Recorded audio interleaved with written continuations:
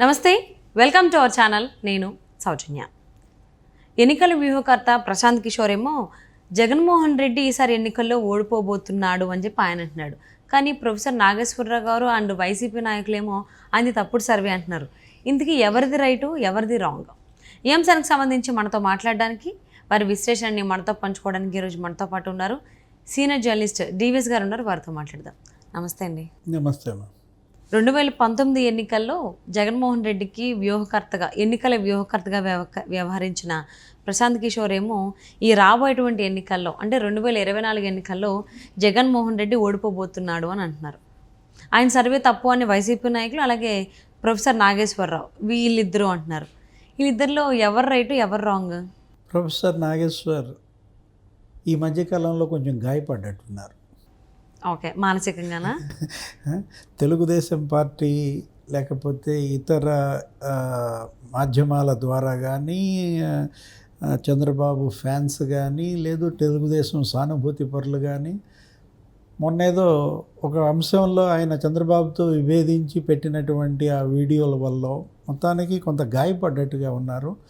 లేకపోతే ఏంటంటే ఇప్పుడు ప్రశాంత్ కిషోర్ ఇచ్చినటువంటి ఆ కామెంట్స్ మీద ఆయన ఇంత సీరియస్ ఇవ్వాల్సిన అవసరం లేదు. స్పందన ఎలా చూడాలా? ఇప్పుడు ప్రొఫెసర్ నాగేశ్వర్ గారి మాటలు, ప్రశాంత్ కిషోర్ మాటలను కనుక మనం తీసుకున్నట్లయితే ప్రశాంత్ కిషోర్ చెప్పిన దాంట్లో తేడా ఏం లేదు. ఎందుకని ఆయన ప్రజల్లో ఉన్నదే చెప్పాడు. ఒక వేవ్ క్రియేట్ అవుతుంది. ఆంధ్రప్రదేశ్లో యాంటీ జగన్ వేవ్ ఉధృతంగా వెళుతోంది. అక్కడ తెలుగుదేశం, జనసేన, బీజేపీ ఎప్పుడైతే అలయన్స్ పెట్టుకున్నాయో, పొత్తు ఏర్పడిందో, అదంతా కూడా ఒక సునామీలాగా మారుతోంది. ఇది ఎవరైనా చెప్పే అంశమే.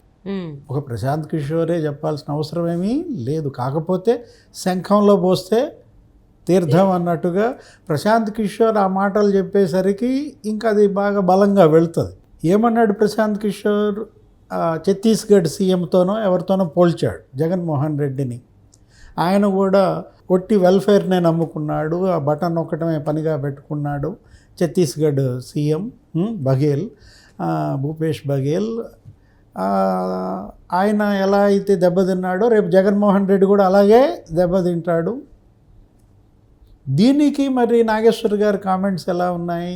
అతనేదో ట్రెండ్ చెప్పలేదు, అతనేదో రిజల్ట్స్ చెప్తున్నాడు. ప్రశాంత్ కిషోర్ మరి చంద్రబాబుని కలిసిన తర్వాత ఈ విధంగా మాట్లాడుతున్నాడు. అంతకుముందు ఇలా మాట్లాడలేదు. ఏదో ప్రశాంత్ కిషోర్ యొక్క వ్యాఖ్యలని ఒక రకంగా టార్గెట్ చేయటమే లక్ష్యంగా సాగింది. ఆయనేమి మనం తీసుకున్నట్లయితే ప్రశాంత్ కిషోర్ వ్యాఖ్యల్లో రిజల్ట్ ఏం చెప్పలేం. నాగేశ్వర్ గారి మాటల ప్రకారమే ఆలోచిస్తే పీకే రిజల్ట్ ఏం చెప్పలేదు. పీకే కూడా ట్రెండ్నే చెప్పాడు. ఈ ట్రెండ్ ఉంది ఆంధ్రప్రదేశ్లో అని చెప్పాడు. దేశం మొత్తం మీద ఈ ట్రెండ్ ఉందని చెప్పాడు. ఏది? మోడీ వేవ్ ఉంది. కాకపోతే మోడీ అనుకున్నట్టుగా 370 రావు, 300 కన్నా ఎక్కువే వస్తాయి. అతను ఒక ఆంధ్రప్రదేశం తీసుకోలేదు. ఎవరు? ప్రశాంత్ కిషోర్ దేశం మొత్తం తీసుకున్నాడు. ఒక్కొక్క రాష్ట్రాన్ని విశ్లేషిస్తూ 2 తెలుగు రాష్ట్రాల గురించి అడిగినప్పుడు అప్పుడు చెప్పుకుంటూ వచ్చాడు. తెలంగాణలో ఎలా ఉంది, ఆంధ్రప్రదేశ్లో ఎలా ఉంది అనే దాంట్లో. దానికి చిలవలు పలవలుగా ఇప్పుడు కోడిగుడ్డు మీద ఈకలు బీకినట్టుగా మనం ప్రొఫెసర్ నాగేశ్వర గారి వ్యాఖ్యలను చూడాలన్నమాట. నాగేశ్వర గారిని మనమేమి ఇందులో పలసం చేయాలని కాదు.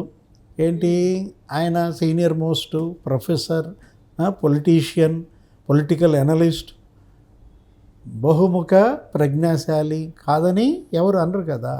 కాకపోతే ఈ మేధావులు ఈ విధమైనటువంటి వ్యాఖ్యల ద్వారా ప్రజల్లోకి వీటిని పంపడం ద్వారా ప్రజా తీర్పుని వీళ్ళేమీ మార్చలేరు.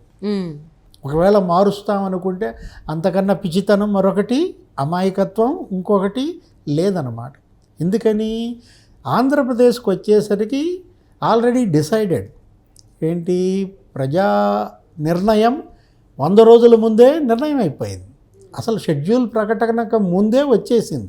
ఎప్పుడైతే మాజీ ముఖ్యమంత్రి చంద్రబాబుని జగన్మోహన్ రెడ్డి జైల్లో పెట్టాడో టోటల్గా రెబల్ అయ్యారు. ఏది? 2 తెలుగు రాష్ట్రాల్లో జనం రోడ్ల మీదకి వచ్చేసారు. మనం గతంలో చూసాం, అనేక మంది ముఖ్యమంత్రులు జైళ్ళకి వెళ్ళారు. ఎవరికీ రానటువంటి స్పందన ఒక్క చంద్రబాబుకే ఎందుకు వచ్చింది? అక్కడే నువ్వు పీపుల్ పల్స్ పట్టుకోవచ్చు. ఏంటి, జనరల్గా ఎవరినైనా ఖైదు చేస్తే అభివృద్ధి కాదు, వాళ్ళ అవినీతి ఎక్కువ చర్చనీయాంశం అవుతుంది. కానీ చంద్రబాబుని ఖైదు చేస్తే ఆయన అవినీతి గురించి ఎవరు మాట్లాడలేదు, ఆయన చేసిన అభివృద్ధి గురించే చిలువలు పలవలుగా డిస్కషన్స్ ప్రజల్లోకి వెళ్ళాయి. మనం చూసాము 70-80 దేశాల్లో ప్రజలు రోడ్ల మీదకి వచ్చారని. పుంఖానుపుంఖాలుగా నీకు పేపర్ పట్టుకుంటే మీడియా నువ్వు ఛానల్ తిప్పితే చాలు, పలానా ఆస్ట్రేలియాలో రోడ్డు మీదకి వచ్చారు, పలానా జర్మనీలో రోడ్ల మీదకి వచ్చారు, యుఎస్లో రోడ్ల మీదకి వచ్చారు. అంటే ఏంటి, ఆయన వల్ల ప్రతిఫలం పొందినటువంటి ఆ స్టూడెంట్స్ దేశ విదేశాల్లో ఐటీ నిపుణులుగా సెటిల్ అయినటువంటి వాళ్ళంతా రోడ్ల మీదకి వచ్చి వాళ్ళ నిరసన తెలియజేశారు. అప్పుడే డిసైడ్ అయిపోయింది ఏంటి, ఆంధ్రప్రదేశ్లో జగన్మోహన్ రెడ్డి ఘోర పరాజయం తప్పదు, చంద్రబాబు పట్ల సానుభూతి వెల్లువెత్తుతోంది. ఇది ప్రశాంత్ కిషోర్ చెప్పాలా, ఇది ప్రొఫెసర్ నాగేశ్వర్ చెప్పాలా? ఎవరు చెప్పవసరం లేదు. ఎందుకంటే వైఫల్యాల సుడిగుండంలో జగన్మోహన్ రెడ్డి కొట్టుమిట్టాడుతున్నాడు. ఒక వైఫల్యం కాదు, 100 వైఫల్యాలు అన్నమాట. ఆయన చెప్పింది ఏదీ చేయలేదు.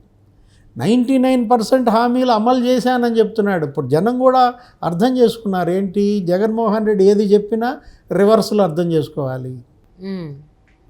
ఆయన అవునంటే మనం కాదని తెలుసుకోవాలి. ఆయన విలువలు అన్నాడు అనుకో, విలువలు లేవని గ్రహించాలి. విశ్వసనీయత అని మారుమోగాడు అనుకో, విశ్వసనీయత లేదని తీసుకోవాలి. 99% హామీలు అమలు చేశాడు అన్నాడు అనుకో, 1% అమలు చేసినట్లు లెక్క. మనం తీసుకున్నా కూడా స్పష్టంగా ప్రజల కళ్ళ ముందు ఉందన్నమాట.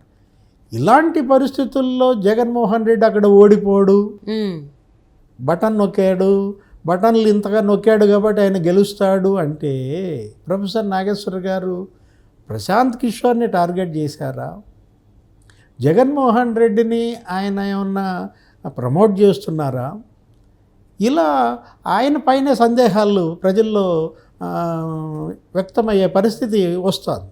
ఎందుకని వరుసపెట్టి ప్రొఫెసర్ నాగేశ్వర్ గారి విశ్లేషణలు చూసినట్లయితే ఎందుకో తెలుగుదేశాన్ని టార్గెట్ చేస్తూ చంద్రబాబు అరెస్ట్ అయిన తర్వాత, చంద్రబాబు జైలుకి వెళ్ళిన తర్వాత సింపతి ప్రజల్లో రావటం అవాస్తవమా? ఆ మాట నాగేశ్వర్ గారు చెప్పగలరా? తెలుగుదేశం అంత సింపతి వేవ్ ఉన్నప్పుడు, తెలుగుదేశం జనసేన పొత్తు పెట్టుకున్నప్పుడు వార్ వన్ సైడ్ అయిపోయింది అని ప్రజల్లోకి వెళ్ళినప్పుడు అది అవాస్తవమా? ఎప్పుడైతే బీజేపీ ఈ పొత్తులోకి వచ్చిందో, ఇప్పుడు ఎన్డీఏ కూటమి బలపడింది, సౌత్లో కూడా ఎన్డీఏ బలంగా ఏర్పడుతోంది. తమిళనాడు, ఆంధ్రప్రదేశ్, తెలంగాణ, ఒరిస్సా ఈ రాష్ట్రాల్లో కూడా బీజేపీ ఇక్కడ పెరిగింది. అదే కదా ప్రశాంత్ కిషోర్ చెప్పింది. ఒరిస్సాలో నంబర్ 1, నంబర్ 2 ప్లేస్కి వస్తుంది బీజేపీ అన్నాడు.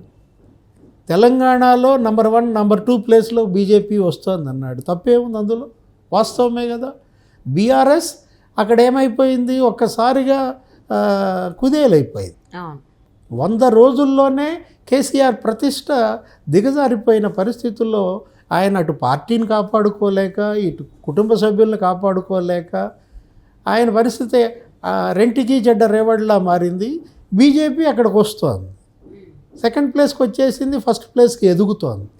ఇవే కదా ప్రశాంత్ కిషోర్ చెప్పింది. దాంట్లో దానికి ఇంకా సర్వే అవసరమా? అతనేంటి, ఒక వ్యూహకర్తగా తనకు తెలిసింది చెప్పాడు, తను పట్టిన నాడిని ప్రజలకి వినిపించాడు. అంతేగాని ఆయన ఏమో సర్వే చేశాడని చెప్పలేదు. దానికి ప్రొఫెసర్ నాగేశ్వర్ గారు ఇవాళ రంగప్రవేశం చేసేసి ఆయన ఏదో రిజల్ట్ మాట్లాడుతున్నాడు. రిజల్ట్ మాట్లాడేవాడు ఎనలిస్ట్ ఎలా అవుతాడు? ట్రెండ్ చెప్పేవాడు ఎనలిస్ట్ అంటే మనం ఒప్పుకుంటాం. కానీ అంటే నాగేశ్వర్లో ఎనలిస్ట్, ప్రశాంత్ కిషోర్లో ఎనలిస్టుతో ఢీ కొడుతున్నాడా? ఇద్దరు ఎనలిస్టుల మధ్య యుద్ధమా? ఎలా చూడాలా? ఇప్పుడు బొత్స సత్యనారాయణ కూడా అదే అన్నాడు, వైసీపీ నాయకులంతా కూడా అదే అంటున్నారు. ఏమని? ప్రశాంత్ కిషోర్ సర్వే చేశాడా? ప్రశాంత్ కిషోర్కి ఎట్లా తెలుసు పీపుల్ పల్స్? ఇప్పుడు అన్నం పట్టుకుంటే మొత్తం అన్నం మెతుకులన్నీ పట్టుకోవాలా? ఒక మెతుకు పట్టుకుంటే చాలా?